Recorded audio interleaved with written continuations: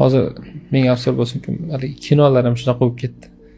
Ota-onani, qaynona, qaynotani g'irt bir absurd narsa deb jamiyatimiz eng nozik qadriyatlariga putur yetkazayotgan, chang solayotgan ahmoqlarga aytadigan gapim, odamlarni hali qarg'ishiga qoladiki, ota-ona hech qachon yuk bo'lmagan.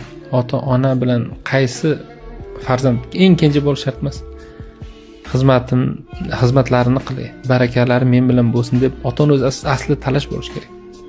Chunki yaqinda kichkina kitob chiqdi. Alloh uchun sevmoq degan Imom G'azali hazratni hikmatlaridan chiroyli guldasta qilib berishgan ekan.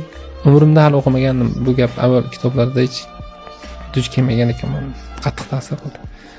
Alloh taolo aytgan ekan: "Ey Muso, qaysi bandam menga osiy bo'ladigan bo'lsa, lekin ota-onasiga itoatkor bo'ladigan bo'lsa, u bandamni itoatkor bandam deb yozib qo'yaman.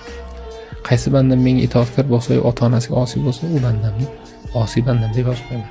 degan juda katta hikmatga duch keldim.